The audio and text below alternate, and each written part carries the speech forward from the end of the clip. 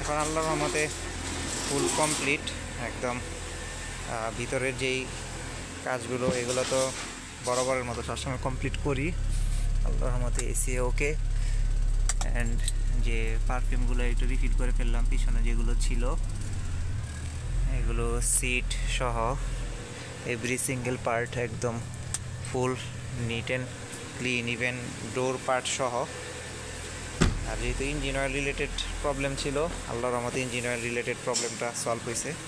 আর যেহেতু এটা ভেলভেটের গাড়ির স্টকড সিট কাভার, এটা ওইভাবে করা যাবে না। এটা যে ফোম ক্লিনার দিয়ে করতে গেলে, ওয়ালাইকুম আসসালাম, কেমন আছে ফারুক, ওটা দিয়ে করতে গেলে এটা ম্যানুয়ালি করা যায় না আর কি, পুরো সিট বরবাদ হয়ে যাবে। এটা যে ভ্যাকুয়াম ক্লিনার লাগে। আর এছাড়া মূলত অন্যান্য যেই পার্টিশনগুলো আছে, এই যে এগুলো প্রত্যেকটা পার্টিগুলো একদম full neat and cleaned, and একদম গিয়ার শিফটিং এর শুরু করে এসি ফুল ওকে।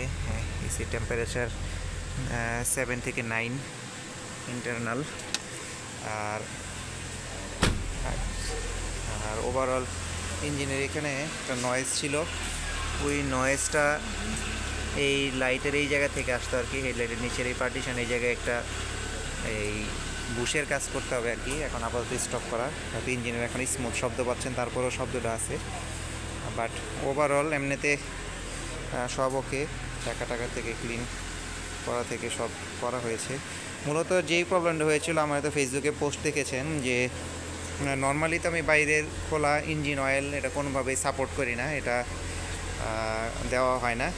কিন্তু একদিন বিপদে পড়ে আর কি, মোটামুটি 1/2 লিটার বা 1 লিটারের কাছাকাছি রিফিল করতে হয়েছিল। তো এই রিফিল করার কারণে যে প্রবলেম রয়েছিল, ভালো ইঞ্জিন অয়েল পুরোটা নষ্ট হয়ে গেছিলো। পুরোটা নষ্ট হয়ে যাওয়ার কারণে তখন আচ্ছা, এখানে দেখা যাচ্ছে আমার চাচাতো ভাইরাও আছে, হুজাইফা, তারপরে ফারুক, এই যে হুজাইফা দিতে যায় না, জিনিসটা খুব খারাপ হয়ে গেছে। আচ্ছা, আগে গ্যাস পাম্পের সিরিয়ালটা আমরা একটু কাভার দিই। মোটামুটি 80-90টা সিরিয়াল আমি দৌড়ে দৌড়ে চলে আসলাম। তো আমরা আশা করি যাব রাইডে ইনশাআল্লাহ। হুজাইফা এবং জুরাইজকে মাস্ট নিয়ে যাব। জুরাইজ কেন জানি, জুরাইজ আমার খুব ফেভারিট একটা বাচ্চা। তো যেই টপিকে ছিলাম সেটা হচ্ছে মূলত ইঞ্জিন অয়েলটা খারাপ পড়ে যাওয়ার কারণে ভালো ইঞ্জিন অয়েলটাও নষ্ট হয়ে যায়। তো ভালো ইঞ্জিনটা নষ্ট হয়ে যাওয়ার কী অবস্থা, কেমন আছে সজল?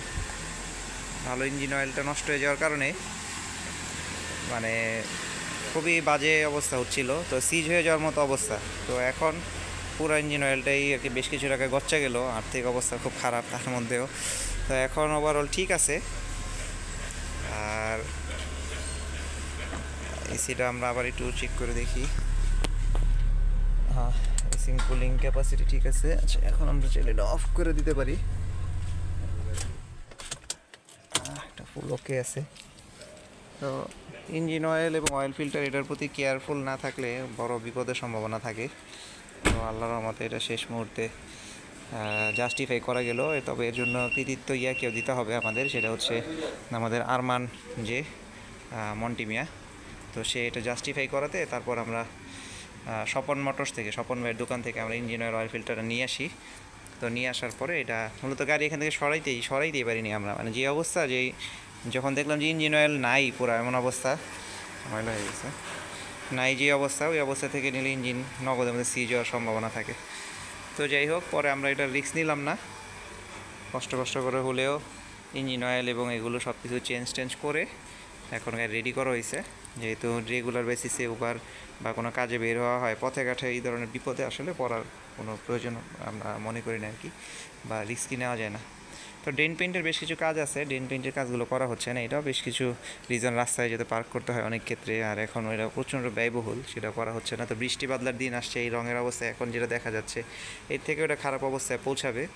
তো দেখা যাক কতদিন এটা আসলে মেনটেন করা যায়। তারপর যদি ডেন্ট এবং পেইন্টের খরচটা অ্যাভেল করা যায় তাহলে আশা করা যায় করবো ইনশাল্লাহ। সে পর্যন্ত দোয়া করবেন, ভালো থাকবেন। আসসালামু আলাইকুম। এখানে শেষ করছি। আর সবাই যার গাড়ি এবং বাইকের ফুল মেনটেনেন্স এবং যত্নার্থীতে কোনো ত্রুটি করবেন না। ধন্যবাদ সবাইকে।